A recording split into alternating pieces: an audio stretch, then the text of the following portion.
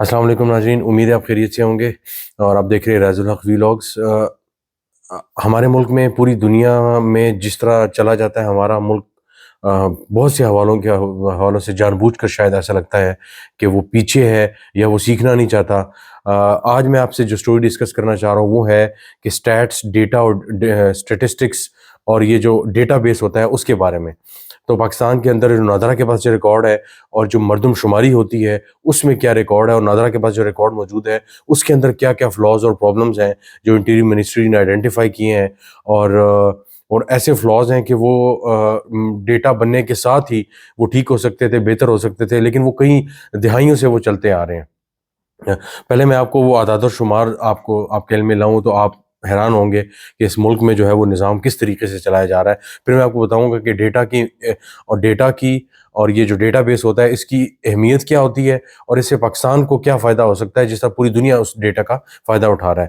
تو پورے ملک میں جو آبادی ہے وہ تقریباً جو 2023 کی مردم شماری ہے جو سینسس یعنی ہوا تھا اس کے مطابق جو ہے 24 کروڑ پاکستانی ہیں جو سینسس کے تحت رجسٹرڈ ہے، یعنی پاکستان کی جو آبادی ہے 240 ملین یا 24 کروڑ آبادی بنتی ہے۔ لیکن دلچسپ بات یہ ہے کہ نادرا کے پاس جو ریکارڈ ہے، یعنی جو لوگ رجسٹرڈ ہیں، کیونکہ نادرا کے پاس تو بچے کی پیدائش ہو جائے فارم بے بن جاتا ہے، تو اس کے بعد جو ہے وہ یعنی 99% شہریوں کا ریکارڈ جو ہے وہ نادرا کے پاس آپ سمجھ لیں کہ ہونا چاہیے۔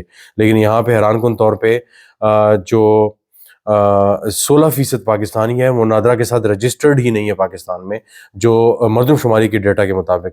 یعنی اگر 24 کروڑ آبادی ہے پاکستان کی مردم شماری کے مطابق، تو 20 کروڑ آبادی ہے نادرا کے ریکارڈ کے مطابق۔ تو آپ اندازہ لگائیں 4 کروڑ افراد، اب ہم یہ سمجھ لیں کہ جو نئے بچے ہیں جو پچھلے جو ہے 1 سال کے اندر پیدا ہوئے ہوں یا 10 ماہ کے اندر پیدا ہوئے ہوں، ان کا ریکارڈ چلے وہ 2 کروڑ ہم کر لیں، لیکن باقی 2 کروڑ کا ڈیٹا کدھر ہے؟ تو اس سے اندازہ ہوتا ہے کہ ہمارے ملک میں ڈیٹا کلیکشن اور ڈیٹا کو بہتر بنانے کے لیے جو انداز ہے، میکینزم ہے، وہ کتنا برا ہے۔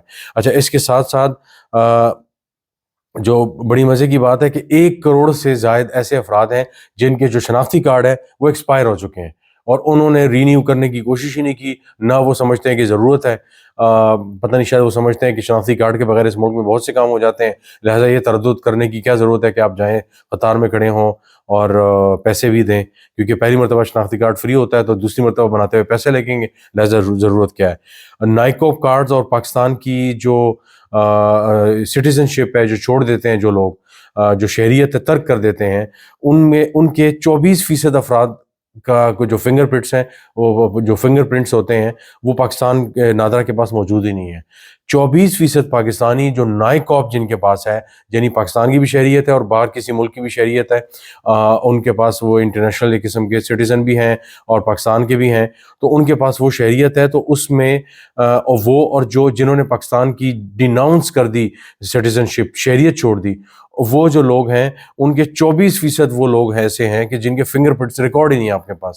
تو آپ کے پاس یہ ریکارڈ ہی نہیں ہے اور آپ جو ہے وہ چلے ہیں جناب ترسیلات زر بیرون ملک بڑھانے کے لیے اور ڈیٹا اکٹھا کر رہے ہیں پاکستانیوں کا، ہم ان کو بہتر کر رہے ہیں، یہ کر رہے ہیں، اور یہ جو ہے نا اصل حالت ہے۔ ایک اور بات ہے کہ 12 لاکھ 1.2 ملین 12 لاکھ ایسی خواتین ہیں جن کی تصاویر ہی موجود نہیں ہیں ڈیٹا میں، سسٹم میں ان کی تصاویر ہی موجود نہیں ہے۔ کچھ ہوتا ہے نہیں، کچھ خواتین ہیں جو پردے کی وجہ سے اور اسلامی روایات اور اس کو دیکھتے ہوئے یا جو بھی یہاں پہ کلچر ہے تو چہرے کو چھپا لیتی ہیں، تو ان کی آنکھیں وغیرہ نظر نہ آتی ہے، نقاب وغیرہ کیا ہوتا ہے، لیکن یہ 12 لاکھ وہ ہیں جن کی تصویر ہی موجود نہیں ہے سسٹم میں۔ تو انہوں نے تصویر بنوائی نہیں، یا وہ ان کی بنائی نہیں گئی، یا میرا خیال ہے کہ یہاں پہ یہ ہوگا کیونکہ ظاہر نادرا ریکارڈ انکار تو نہیں کرتا، تو ان کی بنی نہیں ہے۔ 12 لاکھ ایسی خواتین کے جن کی تصویر ہی نہیں ہے۔ تو آپ کو سسٹم میں کہیں پہ کوئی مسئلہ آ جائے، کہیں پہ خدا نخواستہ کوئی جرم ہو جائے، تو آپ ان خواتین کا ان کو ٹریس ہی نہیں کر سکتے، کیونکہ آپ کے پاس فیشل ریکگنیشن کے لیے جو بیسک چیز ہوتی ہے، جو تصویر ہوتی ہے، وہ آپ کے پاس موجود ہی نہیں ہے۔ اسی طرح نادرا ریکارڈ میں جو 20 لاکھ افراد ایسے ہیں کہ جن کی ڈیتھ ہو گئی ہے اور ان کے پاس ان کے سم کارڈ جو ہے وہ ایکٹیو ہیں۔ آپ دوبارہ سنیے، 20 لاکھ افراد جو اس دنیا سے جا چکے ہیں ان کے نام پہ سم کارڈ جو ہے ایکٹیو ہیں، 20 لاکھ افراد۔ اس کے ساتھ ساتھ دلچسپ بات یہ ہے کہ ان میں وفات پا جانے والے افراد 1 لاکھ کے قریب افراد وہ ہیں جن کا جو جن کی جو سم کارڈز ہیں ان کی وفات کے بعد ایکٹیویٹ ہوئی ہیں. تو آپ اس سے اندازہ لگائیں 1 لاکھ افراد ایسے ہیں کہ جو وہ ان کو وفات پا گئے اور اس کے بعد جا کر جو ہے وہ سم کارڈ جو ہے وہ ان کے نام پہ جو ہے وہ جاری ہوئے ہیں. تو اس سے اندازہ لگایا تھا بایو میٹرک کیسے استعمال ہوا ہے. اور نادرا کا ایک ڈاکومنٹ بھی ہے جس میں کوئی تقریباً میرے خیال ہے 16 یا 15 ایسے طریقے ہیں جس کے تحت فیک بایو میٹرک جو ہے وہ کیا جاتا ہے، اور جس میں سلیکون کا استعمال ہوتا ہے، کچھ جگہوں پہ لکڑی کا، کچھ جگہوں پہ گلو کا، اور بہت سی ایسی چیزیں جو ہیں وہ ٹیکنیکس جو نادرا نے پکڑی ہیں. تو وہ 12 سے 16 کے درمیان ایسی ٹیکنیکس ہیں جو فیک بایو میٹرکس جو ہے وہ استعمال کیے جاتے ہیں. اچھا، اس کے ساتھ ساتھ تقریباً 6 کروڑ افراد ایسے ہیں جو نادرا کے سسٹم میں صرف پیدائش کے سال کے ساتھ رجسٹرڈ ہیں. یعنی ان کی ڈیٹ، ان کا مہینہ، ان کا دن نہیں لکھا ہوا، 1988 بس یہ لکھا ہوا. اب یہ حیران کن بات ہے کہ اگر یہ 6 کروڑ افراد یعنی 6 کروڑ ایسے لوگ ہیں سال پیدائش کے ساتھ رجسٹرڈ ہیں، تو نادرا کے جو سٹاف تھا انہوں نے اس کو نہیں ڈالا، ان لوگوں نے ترجیح نہیں دی. تو اب اندازہ لگائیں ڈیٹا کلیکشن میں ہمارے ہاں کس قسم کی جو ہے وہ لاپرواہی اور نالائقی برتی جا رہی ہے. اچھا، پھر ایسے ہیں کہ 3.8 جو ہے وہ 3.5 کروڑ کے قریب شناختی کارڈ چوری کرنے کی کوششیں جو ہے ناکام ہوئی ہیں. 3.5 کروڑ، ٹھیک ہے.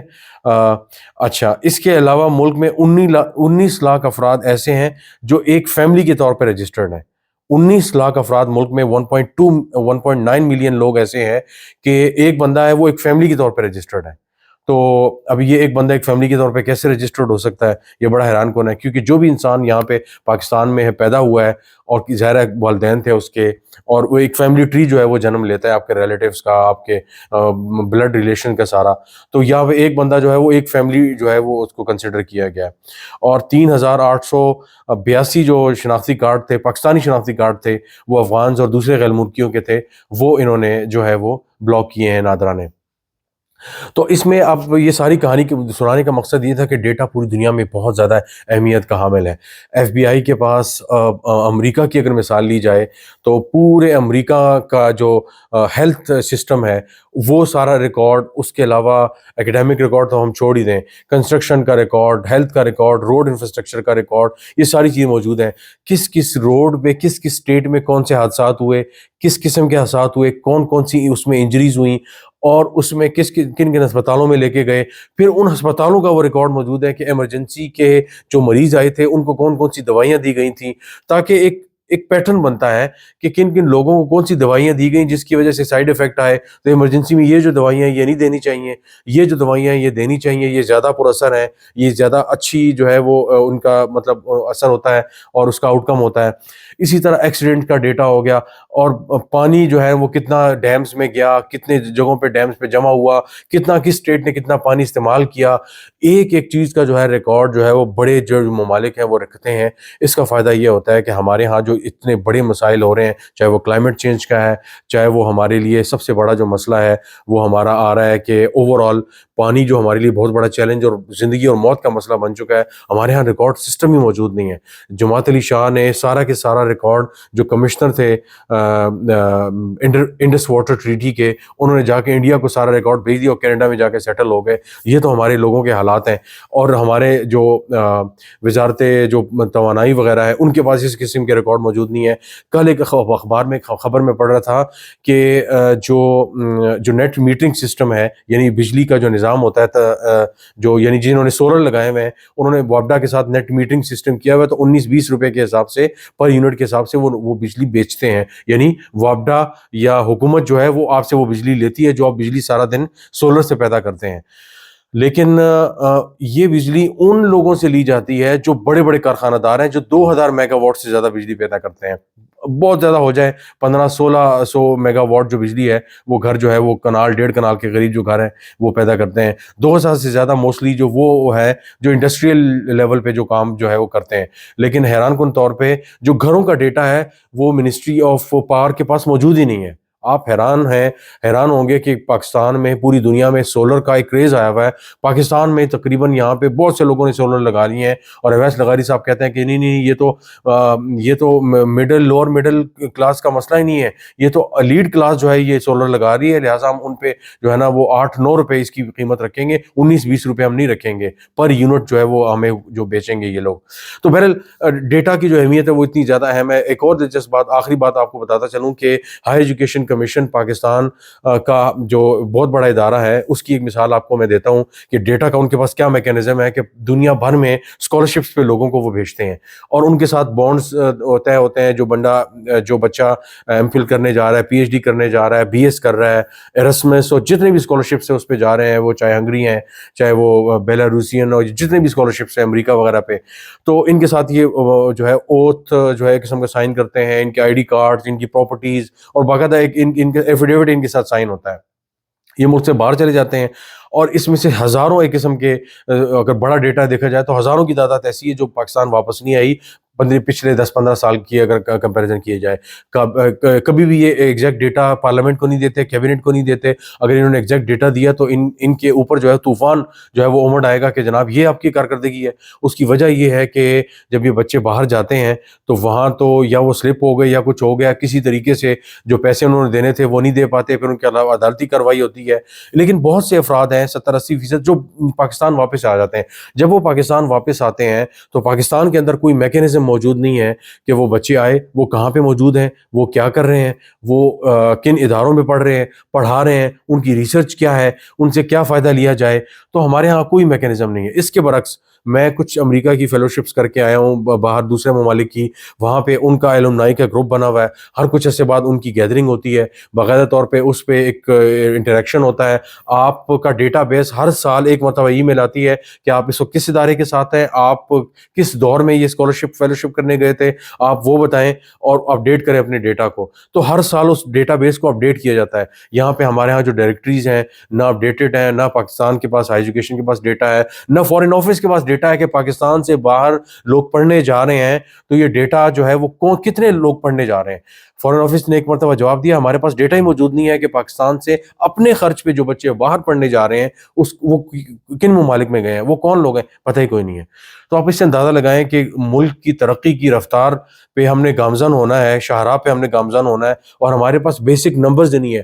اگر آپ کو یہ نہیں پتا کہ آپ کی دکان میں کس چیز کی فروخت زیادہ ہے, کس کی فروخت کم ہے, وہ کیسے پتہ چلتا ہے؟ وہ آپ کو پتہ چلتا ہے کہ آپ نے جو سامان منگایا ہے, جو پرچون کا دکاندار ہے وہ جو سامان منگاتا ہے وہ دیکھتا ہے کہ آپ نے اس کھوکے کی گلی کی دکان ہے, 15 شیمپو منگوائے تھے اور پتہ چلا کہ ان میں سے 13 شیمپو نکل گئے, 2 شیمپو رہ گئے. دوسرے شیمپو تھے وہ 10 منگائے تھے, اس میں سے کوئی بھی نہیں بکا یا ایک بکا ہے. اس کا مطلب ہے اس شیمپو کی ڈیمانڈ زیادہ ہے, تو اس کو پتا ہوتا ہے کہ میں نے اتنے منگائے ہیں, اس رسید کے مطابق پھر آگے وہ آرڈر کرتا ہے. تو ایک پرچون کا جو دکاندار ہے وہ اپنا ڈیٹا اپنی چیزیں سنبھال کے رکھ رہا ہے, پرائیویٹ کمپنی سنبھال کے رکھتی ہیں. تو حکومت پاکستان کیوں نہیں اپنا ڈیٹا کو سنبھال کے رکھتی؟ پاکستان بیورو آف اسٹیٹسٹکس موجود ہے, لیکن اس کے پاس 50% کیپیسٹی ہے ڈیٹا کو رکھنے کی. آپ ان کی ویب سائٹ پہ چلے جائیں, انہوں نے جے پیگ اور تصویریں لے کے جو ڈیٹا کی پرنٹ آؤٹ لے کے ان کی تصویریں لے کے اپلوڈ کی ہوئی ہیں. یعنی کہ کوئی ریسرچر ریسرچ کرنا چاہتا ہے تو وہ اس کو نہیں مل سکتا. تو بات لمبی ہوگی, لیکن بتانے کا مقصد تھا کہ ایز اے جرنلسٹ میں نے دیکھا ہے کہ بہت سی جگہوں پہ ہمیں ڈیٹا کی ضرورت ہوتی ہے, تو ہم جا کے ان سے جب ڈیٹا لیتے ہیں تو ہمیں اس فارم میں ڈیٹا دیتے ہیں کہ اس کو ایکسل شیٹ پہ چڑھانا ہو, اس کا انالیسس کرنا وہ ناممکن ہو جاتا ہے. تو پوری دنیا میں ایسا ڈیٹا موجود ہے کہ میں اگر آپ 1 گھنٹہ بھی ہم اس پہ گفتگو کر سکتے ہیں. لیکن بتانے کا مقصد ہے کہ یہ ہمارے ڈیٹا کا حال ہے کہ پاکستان میں آخری بات کہ پاکستان میں چودھری نثار علی خان کے زمانے میں 2014-15 میں یہ فیصلہ کیا گیا تھا, 14 میں, کہ جناب فنگر پرنٹس جو ہیں وہ ضروری ہیں سمز کی ایشو کرنے کے لیے. جب 50,000 کے قریب پاکستانی شہید ہو گئے 2007-8 سے, وار آن ٹیرر کا جو سلسلہ ملک میں بم دھماکوں کا سلسلہ شروع ہوا تھا, تو ہمارے پاس تو ڈیٹا ہی نہیں ہے. پتہ چلا ہمیں ڈیٹا کی ضرورت ہے, لہٰذا ہمیں سمز لینی چاہیے. تو اتنی افسوسناک صورتحال ہے کہ ہمارے ہاں ڈیٹا کی یہ صورتحال ہے کہ کلیکشن کا نہ کوئی پروسیس ہے, انالیسس کا کوئی پروسیس نہیں ہے, اور کوئی ہمارے پاس میکینزم نہیں ہے. اب سنا ہے کہ ادارے مل کر کچھ چیز بنانے کی کوشش کر رہے ہیں, لیکن اب دیکھتے ہیں اس میں کتنی کامیابی ہوتی ہے.